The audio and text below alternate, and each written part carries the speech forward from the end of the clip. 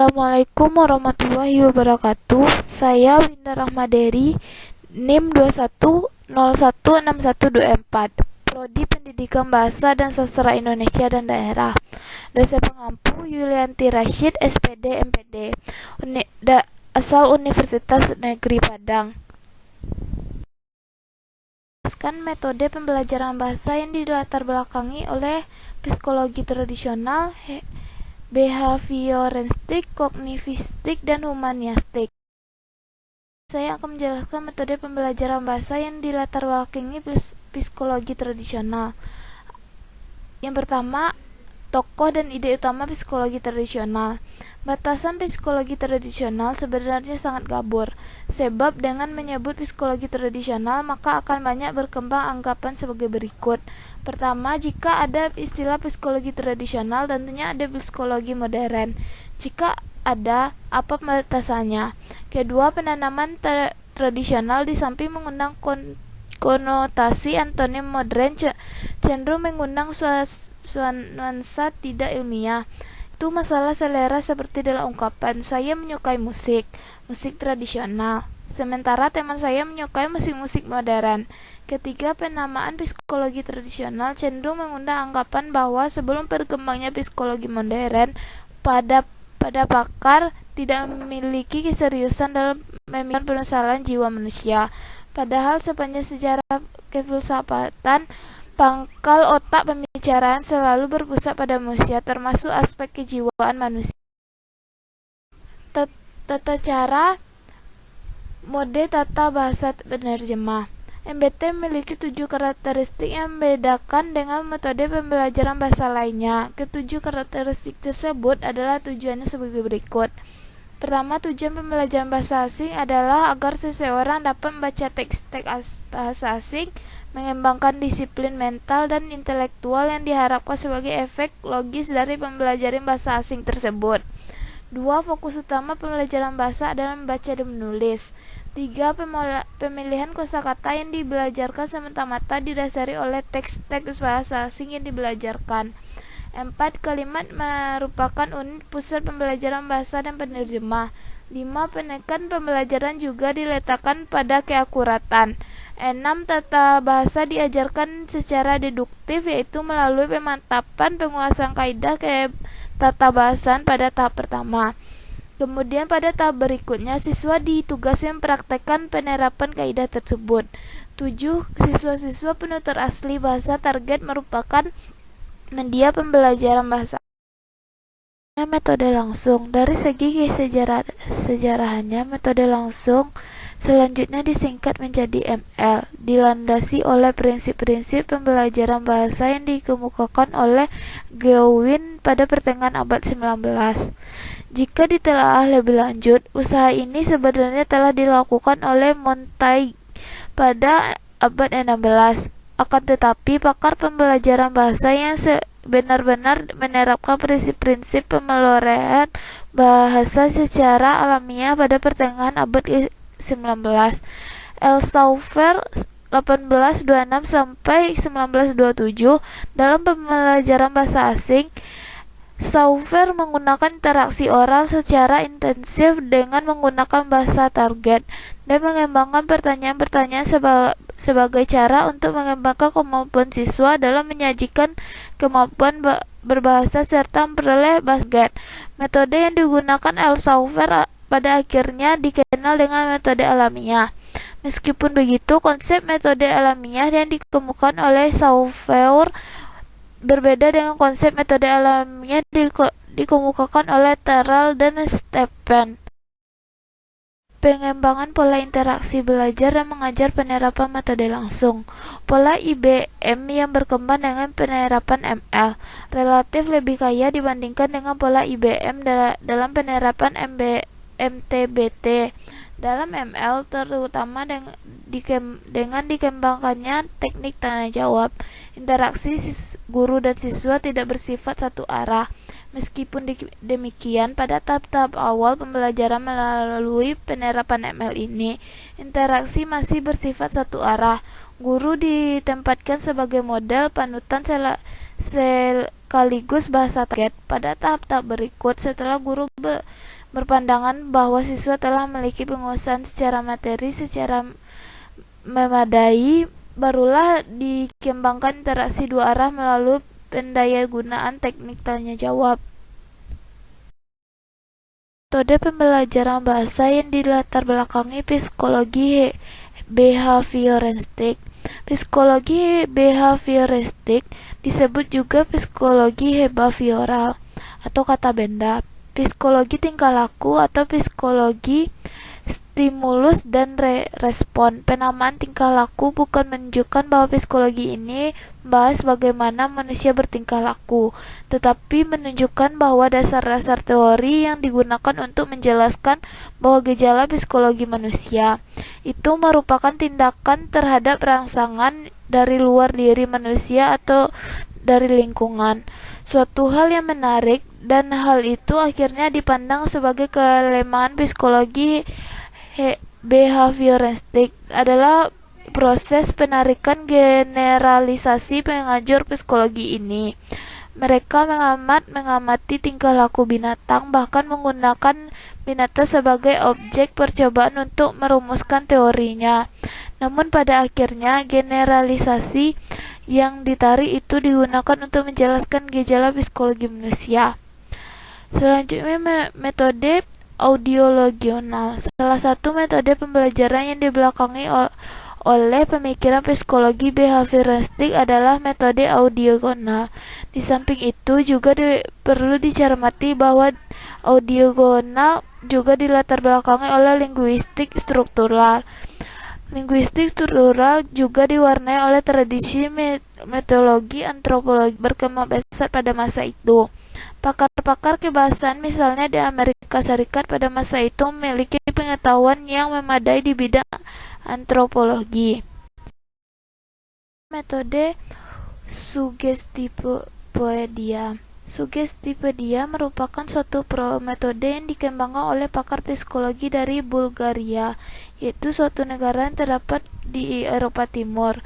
Metode ini dikembangkan oleh George Lozanov, seorang pakar psikologi namun juga pakar di bidang pendidikan, psikiater, dan ahli fisika. Sugestopedia merupakan seperangkat khusus rekomendasi pembelajaran yang diturunkan dari sugestologi, yang oleh Lozanov dilukiskan sebagai ilmu pengetahuan mengenai telaah terhadap pengaruh yang tidak rasional dan pengaruh yang tidak sadar yang secara konstan ditanggapi oleh insan manusia. Penggunaan metode sugestopedia mencoba memanfaatkan pengaruh-pengaruh tersebut dalam mengoptimalkan kegiatan belajar dan mengajar. Beberapa sifat atau ciri-ciri yang paling mencolok dari sugestopedia ini adalah dekorasi kelas, perabot-perabot kelas, penataan atau pengaturan ruang kelas yang sedemikian rupa, penggunaan musik, dan perilaku guru sebagai pemegang otoritas. Dengan beberapa tersebut, ternyata metode sangat berbeda dengan metode pembelajaran lainnya. 2. Landasan teori kebahasaan. Dalam sugestopedia, Lozanov tidak membicarakan teori bahasa. Ia begitu memperhatikan asumsi-asumsi yang mengenai unsur-unsur bahasa serta organisasinya. Dari pendekatannya terhadap pelafalan serta pandangan-pandangannya tentang pembelajaran kosakata, terlihat suatu pandangan bahwa leksis merupakan hal yang pokok dan terjemahan leksikon lebih mendapatkan perhatian daripada kontekstualisasi. Namun ada kalanya Lozanov benar-benar mengacu pada pentingnya mengalami materi bahasa dalam keseluruhan teks yang bermakna. Selain itu, Lozanov mencatat bahwa pembelajaran bahasa penggunaan melalui metode sugestopedia mengarahkan siswa bukan pada penghafalan kosakata dan pemerolehan bahasa kebiasaan-kebiasaan tuturan, melainkan untuk dapat berkomunikasi. 3. Landasan teori pembelajaran. Pemberian sugesti terhadap adalah jantung metode sugestopedia. Menurut kebanyakan orang, sugesti ini berbau hipnotis. Lovatsov mengakui kemungkinan asosiasi tersebut bagi pengembangan metode sugestopedia. Sungguh pun demikian, ia memisahkan sugestopedia dari konsep klinis hipnotis yang sempit sebagai jenis pertanyaan kesadaran yang statis, mirip tidur, dan dapat diubah.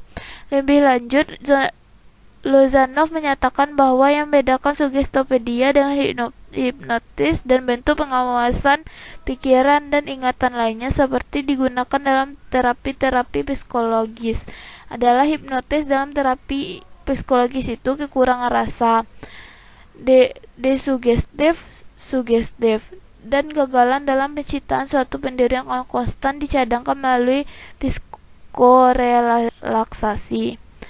4. Rancangan bangunan metode. Tujuan penggunaan metode sugestopedia adalah untuk menyampaikan keterampilan berbicara dalam lebih baik dan lancar secara cepat. Metode ini mendasarkan tuntunan pembelajaran pada penguasaan siswa terhadap daftar-daftar pasang kosakata yang sangat banyak. Hal ini sangat penting artinya bagi siswa. Namun Lozanov menekankan bahwa daya ingat bukanlah merupakan suatu keterampilan yang terpisah, melainkan merupakan suatu hasil dari akibat stimulasi personalitas yang positif dan kompensasif. Pengembangan pola interaksi belajar mengajar dalam penerapan metode sugestopedia.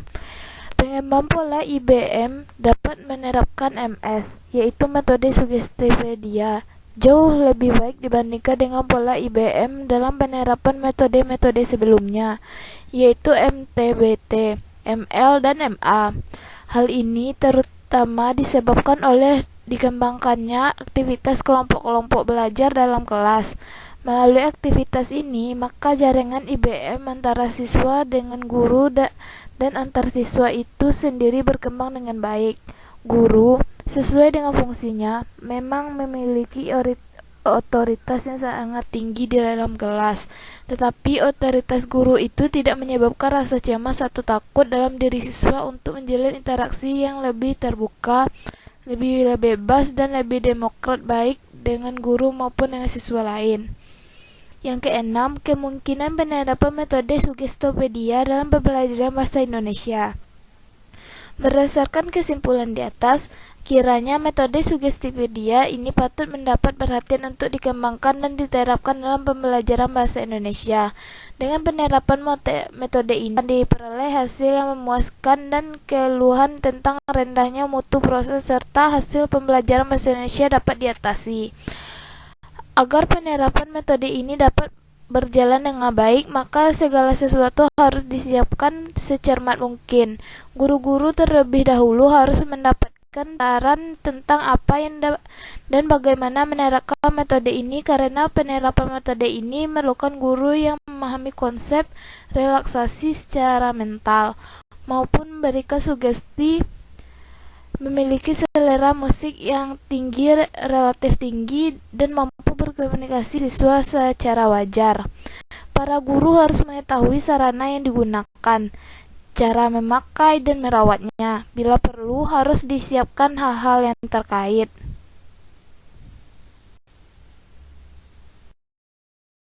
Tiga, metode pembelajaran bahasa yang dilatarlakangi psikologi kognitivistik. Berbeda dengan pengajur psikologi behavioristik, pengajur psikologi kognitivistik lebih mementingkan proses belajar daripada hasil belajar itu sendiri. Bagi penganut aliran ini, belajar tidak sekedar melibatkan hubungan antara stimulus dan respona. Lebih dari itu, belajar melibatkan proses berpikir yang sangat kompleks. Oleh sebab itu, teori ini sangat erat hubungan dengan teori atau psikologi sibernetik. Menurut teori ini, ilmu pengetahuan dibangun dalam diri seorang individu melalui proses interaksi yang berkesinambungan dalam lingkungan. Proses ini tidak berjalan terpatah-patah, terpisah-pisah, melainkan melalui proses yang mengalir, bersambung-sambung, serta menyeluruh. Ibarat seorang yang memainkan musik, ia tidak memahami not-not balok yang terpampang di partitur sebagai informasi yang saling lepas berdiri sendiri, tapi sebagai satu kesatuan yang secara utuh masuk ke pikiran dan perasaannya. Seperti juga ketika saudara tulisan ini, bukan alfabet-alfabet yang terpisah-pisah yang diseratkan dan kunyah dalam pikiran, tetapi adalah kata, kalimat, paragraf yang kesemuanya itu seolah menjadi satu, mengalir, menyerbu, serta total bersamaan. Dalam praktik, ini antara lain terwujud dalam tahap-tahap perkembangan yang diusulkan oleh J. Piaget, belajar bermakna yang dibukakan oleh David Ausubel, dan belajar penemuan secara bebas oleh Joram Brunner.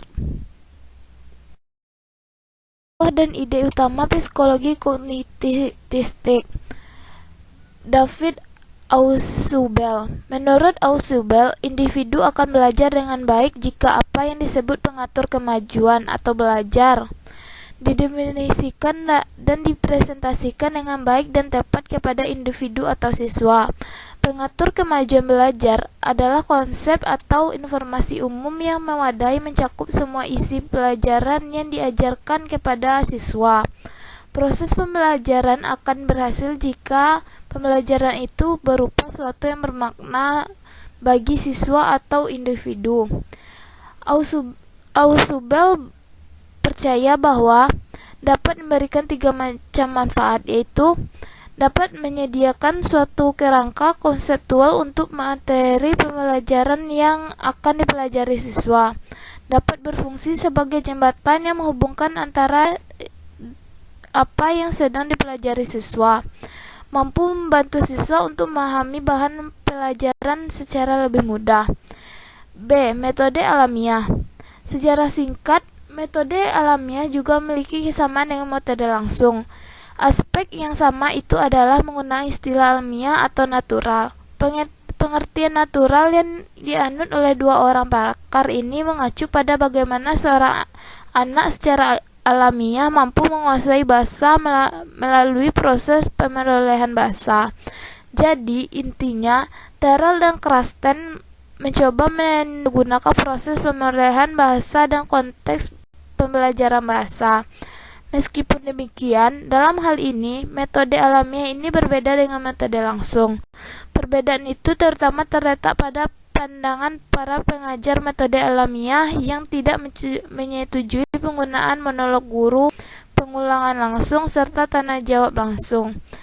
Pengajar metode alamiah lebih mementingkan pemberian pajanan atau pemberian masukan yang terpahami. Di samping itu, pengajar metode alamiah cenderung berorientasi pada pengajar berdasarkan pemahaman. Artinya tidak dituntut siswa menunjukkan kemampuan produktif. Sebelum guru meyakini bahwa siswa memiliki kemampuan pemahaman yang memadai. 2. Landasan teori kebahasaan. Terrell dan Krasten memandang bahasa memiliki fungsi utama sebagai alat komunikasi. Oleh sebab itu, metode alamiah dibangun atas teori kebahasaan yang relevan dengan teori komunikatif. Hal ini merupakan efek logis karena pada saat yang bersamaan ketika metode alamiah ini berkembang, metode komunikatif pun sedang ramai dibicarakan. Jadi, secara temporal sebenarnya tidak dapat dipisahkan secara tegas mana yang dulu berkembang, apakah metode komunikatif atau metode alamiah. Kedua metode ini berkembang pada masa bersamaan. 3. Landasan teori kebahasaan. Yang pertama, hipotesis pemerolehan. Menurut Krasten dan Terrell, untuk menguasai bahasa manusia dapat menempuh 2 cara, yaitu pemerolehan bahasa dan pembelajaran bahasa. Pemerolehan bahasa identik dengan bagaimana cara seorang anak menguasai bahasa ibu atau bahasa pertama. Sementara itu, pembelajaran bahasa identik dengan proses artifisial untuk mengembangkan kemampuan siswa menguasai suatu bahasa. Yang kedua, hipotesis pemantauan. Dalam hipotesis ini, Krasten dan Terrell menyatakan bahwa proses pemerolehan sistem linguistik akan berlangsung jika pembelajar bahasa terlibat dalam kegiatan bertutur ketika komunikasi menggunakan bahasa target berlangsung. Pengajaran yang memicu aspek kesadaran siswa akan berfungsi jika monitor terpicu untuk mengecek atau dan memperbaiki sistem gramatika yang dikuasai dalam proses perolehan bahasa. Pemicu bekerja monitor akan berkembang jika dipenuhi 3 syarat, yaitu waktu. Pembelajar hendaknya merasa memiliki waktu yang cukup untuk menerapkan aturan yang telah dipelajari. B. Berpusat pada bentuk. Bahasa pembelajaran hendaknya difokuskan pada ketepatan bentuk tuturan. C. Pengetahuan tentang aturan. Pembelajar harus telah memiliki pengetahuan tentang aturan ketatabahasaan. Oleh sebab itu, tuturan lingkungan hendaknya bertingkat dari sederhana ke semakin kompleks. Hipotesis urutan ilmiah. Dalam hipotesis ini, Kristen dan Terrell menyatakan bahwa pemerolehan struktur gramatik berlangsung dalam urut-urutan yang dapat diramalkan. Hasil penelitian tentang pemerolehan bahasa membuktikan bahwa struktur gramatik tertentu diperoleh sebelum struktur gramatika tertentu lainnya. Hal itu berlaku baik pada pemerolehan bahasa pertama maupun kedua. Demikian juga dalam hal kesalahan berbahasa. Kesalahan berbahasa yang dilakukan anak dalam proses pemerolehan bahasa pertama akan cenderung dilakukan juga dalam pemerolehan bahasa kedua atau bahasa apapun yang pelajari siswa. Yang keempat, hipotesis masukan. Rumusan hipotesis masukan digunakan untuk menjelaskan hubungan antara wacana yang telah dihadirkan terhadap siswa dan apa yang telah diperoleh siswa. Hipotesis ini terkait dengan 4 hal, yaitu A. Hipotesis masukan hanya dikaitkan dengan proses pemerolehan bahasa, bukan pembelajaran bahasa. Cara terbaik seseorang menguasai bahasa adalah dengan jalan memahami masukan yang memiliki tingkat kesukaran tertentu di atas tingkat penguasaan struktur yang dimiliki orang itu. Yang C. Kemampuan berbicara secara cermat tidak akan berkembang secara mendadak, melainkan melalui proses bertahap, terutama setelah siswa memiliki kompetensi linguistik yang memadai yang disebabkan oleh adanya masukan-masukan yang dipahami. D. Jika secara berkelanjutan siswa memperoleh masukan yang terpahami secara memadai, maka konsep 1+1 akan berkembang secara otomatis. 5. Hipotesis saring afektif. Melalui hipotesis ini dinyatakan pikiran mengajur metode alamiah bahwa sosok emosi atau sikap pembelajaran merupakan salah satu alat penyaring bagi proses penyesuaian yang menghubungkan dengan proses perolehan bahasa. Saringan efektif yang lebih rendah sangat diharapkan agar masukan yang dikembangkan lingkungan dan menyelenggarakan sistem kognisi siswa. Sementara itu, saringan efektif yang meninggi atau menegang misalnya dikarenakan rasa cemas siswa yang berlebihan mengikuti proses pembelajaran bahasa akan menghambat proses pengolahan masukan itu. Hipotesis ini diajukan berdasarkan penelitian tentang proses pengolahan bahasa kedua. Bangun metode. Pengajar metode alamiah menyatakan bahwa metode ini cocok bagi pelajar tingkat pemula atau tingkat dasar, paling tidak bagi siswa yang akan masuki tingkat pendidikan menengah. Dalam mengembangkan silabus pembelajaran melalui pendayagunaan metode alamiah, Kristen dan Terrell menggunakan 2 sudut pandang. Kedua sudut pandang itu adalah sebagai berikut. Pertama, kedua pakar ini merumuskan tujuan khusus pembelajaran. Contoh rumusan tujuan tersebut adalah keterampilan dasar komunikasi personal, misalkan menyimak pengumuman di tempat-tempat umum. Keterampilan dasar komunikasi personal, menulis, misalnya membaca dan menulis surat pribadi. Keterampilan belajar akademis, lisan, misalnya menyimak ceramah. Keterampilan belajar akademis, tertulis, misalnya mencatat penjelasan guru. Berdasarkan contoh rumusan tujuan di atas, dapat disimpulkan bahwa inti penyalahgunaan metode alamiah digunakan untuk mengembangkan keterampilan dasar berkomunikasi, baik lisan maupun tertulis. Dalam rumusan tersebut, hendaknya diungkapkan secara jelas situasi, fungsi, dan topik yang hendaknya dikuasai siswa. Kedua, tujuan pembelajaran bahasa akan bervariasi sesuai dengan kebutuhan dan minat siswa. Oleh sebab itu, sebelum menerapkan metode ini, guru hendaknya telah mengadakan penganalisisan tentang kebutuhan dan minat siswa di samping menganalisis penguasaan kemampuan bermasyarakat. Peranan pelajar. Pada garis besarnya, peranan siswa dalam pembelajaran bahasa adalah mengemban tanggung jawab. Tanggung jawab itu meliputi mengembangkan informasi berkaitan dengan tujuan khusus yang hendak dicapai sehingga aktivitas memperoleh bahasa terpusat pada topik dan situasi yang paling dibutuhkan siswa itu sendiri. Mengambil peran aktif dalam memahami masukan-masukan yang diberikan guru dan atau lingkungan. Mereka harus menaati aturan-aturan pembelajaran yang telah disepakati sebelumnya, memutuskan sendiri kapan mulai mengembangkan kemampuan produktifnya, serta ketika dalam pembelajaran dilaksanakan latihan, siswa harus mengambil peran aktif termasuk menentukan jumlah waktu latihan, aspek yang dilatih, bahkan berperan dalam proses pengoreksian atau evaluasi hasil latihan. Peranan guru. Pertama, guru merupakan sumber primer pengadaan pemasukan yang terpahami bagi siswa dalam kelas. Jika diibaratkan dengan mesin, guru merupakan generator atau pembangkit berkembangnya masukan yang terpahami. Kedua, guru bertanggung jawab untuk menciptakan dan memelihara iklim kelas sehingga terjalin hubungan antara guru siswa yang ramah serta tidak menimbulkan ketegangan dan kecemasan. Hal ini dimaksudkan agar siswa mengembangkan saringan afektif pada tataran rendah, bukan tinggi. Ketiga, guru bertanggung jawab untuk menciptakan aktivitas pembelajaran dalam kelas sehingga menarik minat siswa. Aktivitas itu mungkin berupa aktivitas individual tetapi juga berupa aktivitas kelompok. Jika diibaratkan dengan pertunjukan musik, guru merupakan konduktor. Peranan materi pembelajar. Peranan materi pembelajaran dalam penerapan metode alamiah adalah pencetus aktivitas komunikasi dalam kelas sesuai dengan konteks dan aspek-aspek ekstralinguistik lainnya, sehingga aktivitas itu merupakan masukan yang berarti dan terpahami siswa.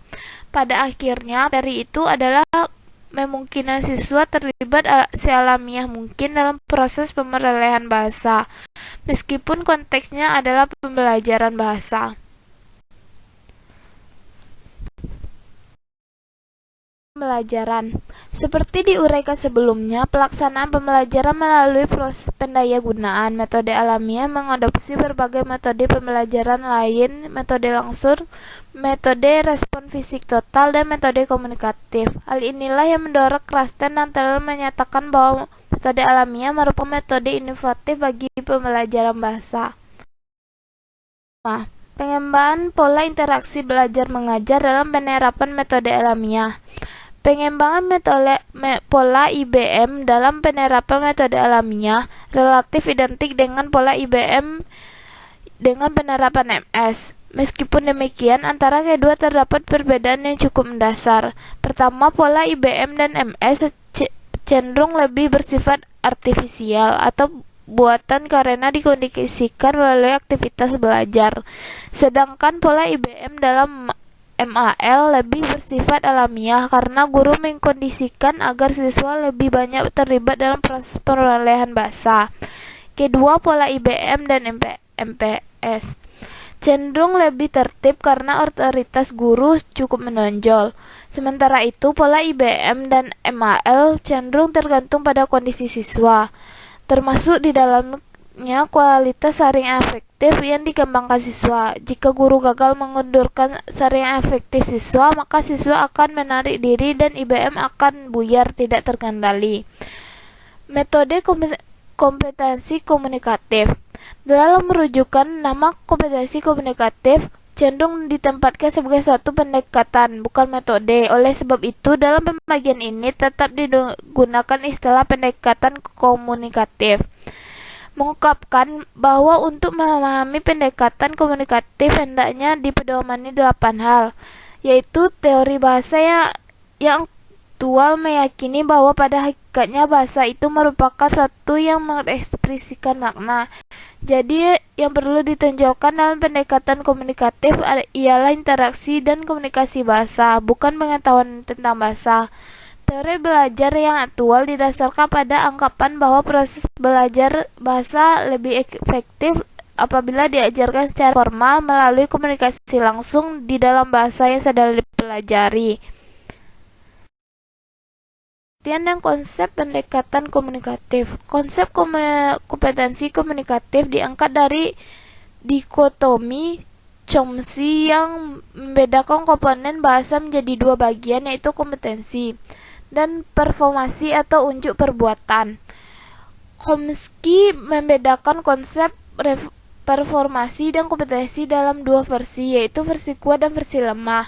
Yang dimaksudkan dengan versi lemah menurut Chomsky adalah pembedaan kemampuan kompetensi dengan performasi pada diri seorang. Dengan kata lain, kompetensi berbahasa seorang tidak memberikan pengaruh terhadap informasi berbahasa atau sebaliknya.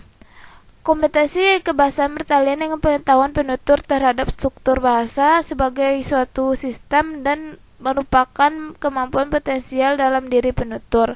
Melalui kemampuan potensial tersebut, penutur dapat menciptakan tuturan-tuturan biasanya berupa kalimat-kalimat baru yang dapat dimengerti oleh lawan bicaranya. Walaupun bagi lawan bicaranya, kalimat-kalimat tersebut juga merupakan kalimat baru. Oleh sebab itu, dapat dikatakan bahwa kompetensi linguistik merupakan daya dorong untuk berbahasa secara efektif. Latar belakang perkembangan pendekatan pembelajaran bahasa komunikatif. Pada setiap peristiwa pembelajaran, diharapkan ada bagian yang merupakan penerapan pembelajaran baru ke dalam pengalaman atau kehidupan pembelajar. Selain itu, ditekankan bahwa keseluruhan lebih berarti dibandingkan dengan penjumlahan bagi-bagiannya. Dan belajar akan lebih efektif jika pembelajar mengetahui apa yang dilakukan serta mengapa hal itu dilakukan. Ali mengumpulkan asumsi-asumsi psikologi yang melatar belakang pertumbuhan dan perkembangan pendekatan komunikatif adalah sebagai berikut. Pertama, keseluruhan lebih berarti dalam penjumlahan bagian. Meskipun manusia mungkin dapat mengidentifikasikan komponen-komponen bagaimana bahasa dipakai dan dapat dipelajari secara terpisah, namun hal ini tidak akan membawa orang atau penutur kepada kemampuan berkomunikasi lisan maupun tulisannya sesungguhnya. Kedua, belajar adalah tanggung jawab siswa. Untuk mempelajari sesuatu harus dengan jalan melakukannya. Siswa harus melibatkan dalam praktek kegiatan yang seharusnya dilakukan. Ketiga, bagaimana sebenarnya belajar bahasa hingga mahir. Hal ini terjadi secara tidak sadar. Proses yang demikian harus diprioritaskan di samping praktek-praktek bentuk bahasa yang dilakukan secara sadar. Keempat, belajar akan lebih efektif jika siswa mengetahui apa yang dilakukan dan mengapa hal itu dilakukan. Sebab sikap memegang peranan penting dalam keberhasilan belajar. Kelima, tidak semua kesalahan merupakan kesalahan. Kesalahan dalam bentuk bahasa yang terjadi karena memang belum dipelajari atau kesalahan dalam ucapan yang tidak sampai mengganggu pesan yang disampaikan dan dapat dimaafkan. Penerapan pendekatan pembelajaran dalam komunikatif dalam proses belajar mengajar bahasa Indonesia. Ciri-ciri penerapan pendekatan pembelajar komunikatif. Sosok pembelajaran bahasa Indonesia ini lembaga-lembaga pendidikan formal sering disorot oleh para pakar. Intinya, pembelajaran bahasa Indonesia masih jauh dari konsep pembinaan dan pengembangan kompetensi komunikatif. Hal ini sejalan dengan pendapat si Ahan yang telah dikutip pada bab pendahuluan. Menurut Barahaya Ali, untuk menerapkan pendekatan kompetensi komunikatif, tuntunan utama sebenarnya terletak pada pembuatan dan penyusunan silabus pembelajaran, bukan pada metode. Akan tetapi, karena silabus masih mengacu pada cetak biru dan dalam mewujudkannya diperlukan prosedur yang jelas. Maka tuntutan terhadap metode pembelajaran bahasa yang komunikatif pun sebenarnya merupakan implikasi dari penerapan pendekatan komunikasi komunikatif. Peran pembelajar dalam proses belajar mengajar. Rubin dan Tom Post mengupakan bahwa ciri-ciri pembelajar sesuai dengan konsep pendekatan pembelajaran komunikatif adalah sebagai berikut. Pertama, selalu berkeinginan untuk menafsirkan sesuatu secara tepat. 2. Keinginan agar bahasa yang digunakan selalu komunikatif. 3. Pembelajar tidak merasa malu jika berbuat kesalahan dalam berkomunikasi. 4. Selalu menyesuaikan bentuk dan makna dalam berkomunikasi. 5. Berfrekuensi latihan berbahasa relatif tinggi. 6. Selalu memantau ujaran sendiri dalam ujaran penutur lain untuk mengetahui apakah pola-pola bahasa yang dilahirkan tersebut diterima dalam masyarakat bahasa. Metodologi atau teknik pembelajaran bahasa berdasarkan pendekatan komunikatif. Dalam konteks ini, istilah metode disamakan dengan teknik. Dengan kata lain, nama teknik ceramah. Misalnya, dalam bagian ini disebut sebagai metode ceramah. Perkembangan metodologi pembelajaran bahasa yang pesat memungkinkan penerapan metode-metode pembelajaran bahasa yang relevan dengan pendekatan kompetensi komunikatif. Menurut Henry Guntur Tarigan, metode-metode pembelajaran bahasa komunikatif dilandasi oleh teori pembelajaran yang mengacu pada 3 prinsip. Prinsip tersebut adalah: pertama, prinsip komunikasi. Kegiatan-kegiatan atau aktivitas-aktivitas yang melibatkan komunikasi nyata mampu mengembangkan proses pembelajaran. B. Prinsip tugas. Kegiatan-kegiatan atau aktivitas tempat dipakainya bahasa untuk melaksanakan tugas-tugas yang bermakna mampu mengembangkan proses pembelajaran. C. Prinsip kebermaknaan. Bahasa yang bermakna bagi pembelajar turut mengembangkan proses pembelajaran. Peran materi pembelajaran. Materi pembelajaran dalam pembelajaran bahasa berdasarkan pendekatan komunikatif dipersiapkan setelah guru mengadakan suatu analisis kebutuhan pembelajar. Keanekaragaman kebutuhan pembelajar ini ditampung guru dan dipertimbangkan dalam mempersiapkan materi pembelajaran. Implikasi dari keadaan ini adalah aktivitas pembelajaran dalam kelas berorientasi dan berpusat pada pembelajar. Kedudukan materi pembelajar ditekankan pada hal yang menunjang komunikasi pembelajaran aktif. Ada 3 materi yang dipertimbangkan sebagai bahan pembelajaran, yaitu materi berdasarkan teks, materi berdasarkan tugas, dan materi berdasarkan bahan otentik.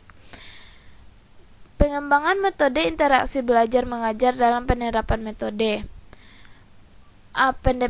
Pendekatan komunikatif. Pola IBM dan PK merupakan pola yang ideal. Komunikasi antara guru siswa, siswa dengan siswa, bahkan guru dengan siswa, masyarakat berkembang sangat optimal. Hal ini disebabkan oleh 3 hal utama. Pertama, PK dimaksudkan untuk menjembatani kenyataan fungsi bahasa sebagai alat komunikasi di luar kelas dengan di kelas. Komunikasi di luar kelas adalah komunikasi yang alamiah, tidak teoritis, dan sangat bergantung pada konteks komunikasi itu sendiri.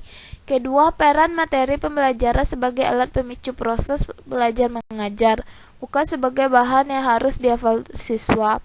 Ketiga, peran guru dan siswa sangat demokratis. Yang keempat, metode pembelajaran bahasa yang dilatar belakangnya psikologi humanistik. Aliran psikologi yang keempat adalah aliran psikologi humanistik. Bagi penganut teori psikologi ini, proses belajar harus berhulu dan bermuara pada manusia itu sendiri. Dari keempat teori psikologi belajar, teori humanistik ini yang paling abstrak, yang paling mendekati dunia filsafat daripada dunia pendidikan. Meskipun teori dalam psikologi ini sangat menekankan pentingnya isi daripada proses belajar, dalam kenyataannya, teori ini lebih banyak berbicara tentang pendidikan dan proses belajar dalam bentuk yang paling ideal. Dengan kata lain, teori ini lebih tertarik pada ide belajar dalam bentuknya yang paling ideal daripada belajar seperti apa adanya, seperti apa yang biasa kita amati dalam dunia keseharian. Wajar jika teori ini sangat atletik. Teori apapun yang dapat dimanfaatkan asal tujuannya untuk memanusiakan manusia. Dalam praktek, teori ini antara lain berwujud dalam pendekatan yang diusung oleh Ausubel yang tersebut belajar bermakna atau meaning learning.